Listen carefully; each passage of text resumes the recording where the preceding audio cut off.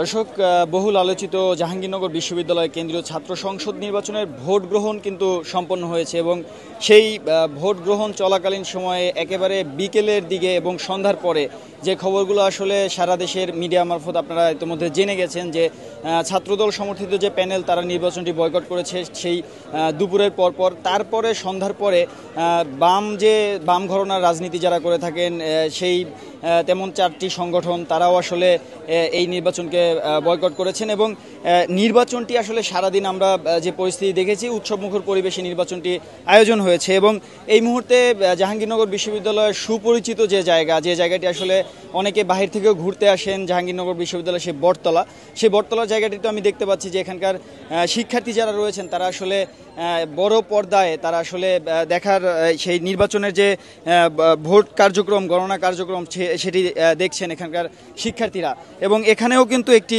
উৎসবমুখর বা নির্বাচনের যে আমেজ সে আমেজের চিত্রটি দেখা যাচ্ছে। আমি একটু এখানকার যে শিক্ষার্থী রয়েছেন তাদের সাথে কয়েকজনের সাথে একটু কথা বলার চেষ্টা করব। এই নির্বাচনটা যে অনেকগুলো ছাত্র সংগঠন তারা যে বয়কট করলো, এই ব্যাপারে আপনার মন্তব্যটা কি, আর নির্বাচনটা সারাদিন কতটুকু সুষ্ঠু মনে হয়েছে? আমাদের কাছে সাধারণ স্টুডেন্ট হিসেবে কিছু জায়গায় ভুলভ্রান্তি হয়েছে, কিন্তু সর্বোপরি যদি কথা বলেন তাহলে আমরা বলবো যে ডাকসুর থেকে আমাদের এখানে ভোটটা বেশি সুষ্ঠু হয়েছে এবং সর্বোপরি সব হলেই আমরা দেখেছি যে ভোট মোটামুটি সুষ্ঠুই বলা যায়। আচ্ছা, তারপরেও যে এই বয়কট যারা করলো বা এই বয়কটের কারণে এই নির্বাচনে কোনো প্রভাব পড়বে কিনা এবং এই বয়কটে যে করলো এতে আপনাদের মন্তব্যটা কি? মন্তব্য করেছে এখন তাদের রাজনৈতিক এজেন্ডা অথবা এটা শুধু তারাই বলতে পারবে, কিন্তু আমরা চাচ্ছিলাম যে সুষ্ঠুভাবে একটা ভোট হোক এবং সবাই শেষ পর্যন্ত থাকুক, এটাই আমাদের প্রত্যাশা ছিল আর কি। ধন্যবাদ। দর্শক, একজন ভাইয়ের সাথে কথা বললাম যিনি আসলে দীর্ঘদিন এই জাহাঙ্গীরনগর বিশ্ববিদ্যালয়ে পড়াশোনা শেষ করে তিনি উচ্চতর যে শিক্ষা সেটিও সম্পন্ন করেছেন এবং তার যে অভিপ্রায় তিনি জানালেন যে নির্বাচনটি তার চোখে সুষ্ঠু হয়েছে এবং এই যে বয়কটটির ব্যাপারেও তিনি তার মন্তব্যটা রাখছেন। আরও একজন শিক্ষার্থীর সাথে একটু কথা বলার চেষ্টা করব যিনি আসলে আগ্রহ নিয়ে দেখছেন এই নির্বাচনের পরিবেশ, আসলে দেখছেন টেলিভিশন স্ক্রিনে বা বড় পর্দায়। জানতে চাচ্ছি যে আসলে নির্বাচন যে বয়কট করেছে অনেকগুলো দল, অধিকাংশ সংগঠনই বয়কট করেছে, মন্তব্যটা কি আপনার? আমরা দেখেছি যে জাহাঙ্গীরনগর বিশ্ববিদ্যালয় নির্বাচন কমিশন যথেষ্ট চেষ্টা করছে নিরপেক্ষ একটা নির্বাচন দেওয়ার এবং আমি মনে করি তারা শতভাগ সফল।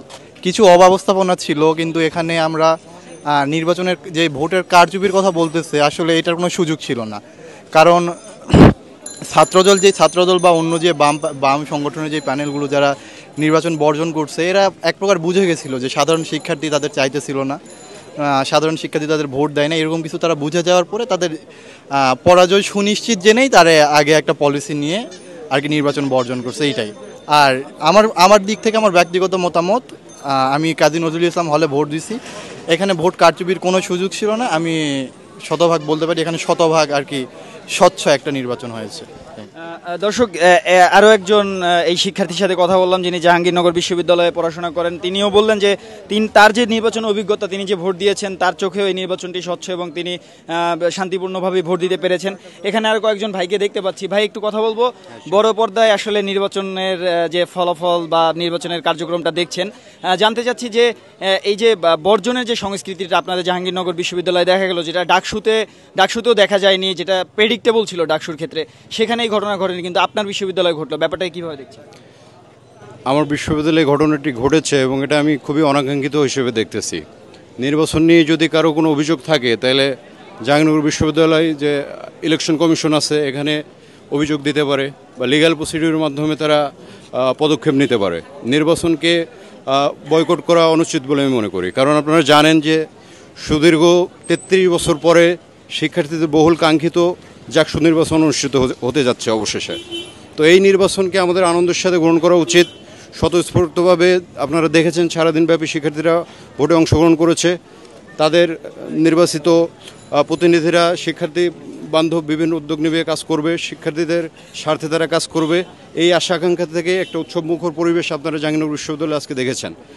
তো এই কিছু আমি শুনেছি কয়েকটা বিচ্ছিন্ন ঘটনা, এটাকে কেন্দ্র করে নির্বাচনকে এই বহুল কাঙ্ক্ষিত নির্বাচনকে বয়কট করা আমি যৌক্তিক বলে মনে করি না। এটা আমার ব্যক্তিগত মতামত। দর্শক এখানে দেখতে পাচ্ছেন যে বড় পর্দায়, আমার পেছনে বড় পর্দায় নির্বাচনী কার্যক্রমটা সেটি আসলে দেখানো হচ্ছে এবং এই যে বটতলা নামক যে জায়গাটি জাহাঙ্গীরনগর বিশ্ববিদ্যালয়ের, যে জায়গা আসলে জাহাঙ্গীরনগরের বাইরে থেকে কেউ ঘুরতে আসলে এই জায়গাটিতে এসে থাকেন এবং সন্ধ্যার পরপর সারাদিন এই জায়গাটির দোকানপাট সমস্ত কিছু বন্ধ ছিল নির্বাচনীর কার্যক্রমের কারণে এবং সন্ধ্যার পরপর এই জায়গাটি বেশ উৎসবমুখর হয়ে উঠেছে এবং শিক্ষার্থীরা এখানে স্বতঃস্ফূর্তভাবে অংশগ্রহণ এখানে আসছেন এবং এই যে বড় পর্দার বড় স্ক্রিনে যে নির্বাচনী কার্যক্রম দেখানো হচ্ছে এটি তারা দেখছেন এবং শিক্ষার্থীদের যে মতামত সেটি আপনাদেরকে এতক্ষণ জানানোর চেষ্টা করছিলাম। ধন্যবাদ এতক্ষণ আমার সাথে যুক্ত থাকার জন্য। আমি মুস্তাফিজ আবির, রূপালী বাংলাদেশ।